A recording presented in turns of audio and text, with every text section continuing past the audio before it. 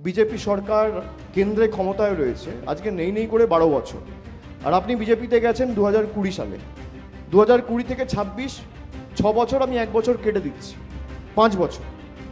5 বছরে নন্দীগ্রামের জন্য কি এনেছে? 4টে রাস্তা এনেছে, 2টো জলের প্রকল্প এনেছে, 4টে লোককে ছাদের ব্যবস্থা করে দিয়েছে। কোনো পরিযায়ী শ্রমিক যদি বাইরে কাজ করতে গিয়ে বিপদের মুখে পড়েছে, তাকে তার সাহায্যটুকু একটা জনপ্রতিনিধি হিসেবে যতটুকু সাহায্য করা উচিত ততটুকু সাহায্যের হাতও বাড়ায়নি। ভীমচন্দ্র বারিক বলে একজন ভদ্রলোকের কথা আপনাদের সকলের মনে থাকবে, যাকে কেরালায় ধাক্কা দিয়ে মেরে ফেলা হয়েছিল। তার ডেড বডিটুকু পর্যন্ত আনার সৎসাহস বা সৌজন্যতা এই বিধানসভার বিধায়ক দেখেন। এটা আপনার কর্তব্য নয়? তৃণমূলের প্রতিনিধিরা তার বাড়িতে গেছে, তার মৃতদেহকে কেরালা থেকে কলকাতা অবধি নিয়ে এসে নন্দীগ্রামে পৌঁছে দেওয়ার ব্যবস্থা তৃণমূল করেছে। যদিও তৃণমূল নন্দীগ্রামে যেতেনি, কিন্তু মানুষের পাশে দাঁড়ানোর প্রশ্ন যখনই উঠেছে, তৃণমূল ছাড়া মানুষ আর কাউকে পায়ও না। এটাই পার্থক্য।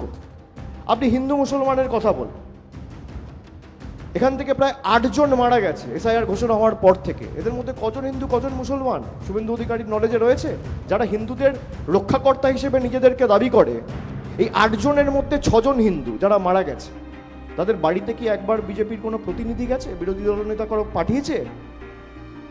5 বছর এখানে বিজেপির বিধায়ক, উন্নয়নের খতিয়ান কোথায়? এই শুভেন্দু অধিকারী যখন তৃণমূলে ছিল উন্নয়ন খতিয়ান পেশ করত। আপনারা প্রশ্ন করুন, এই শুভেন্দু অধিকারী যখন তমলুকের সাংসদ ছিল, যখন 16 থেকে 21 নন্দীগ্রামের বিধায়ক ছিল, প্রতি বছর উন্নয়নের খতিয়ান মানুষের কাছে তুলে ধরত। বিজেপি যাওয়ার পর থেকে উন্নয়নের খতিয়ান কোথায়? আপনার কাজ কোথায়? আপনার রেজাল্ট কোথায়? আপনি যে বুক চাপড়ে 1956 বলে বেড়ান, আপনি 1956টা কাজের হিসেব দিন 5 বছরে। 19টা রাস্তার কাজের হিসেব দিতে পারবেন? 56টা মানুষের বাড়িতে ছাদ তৈরি করেছেন তার হিসাব দিতে পারবেন?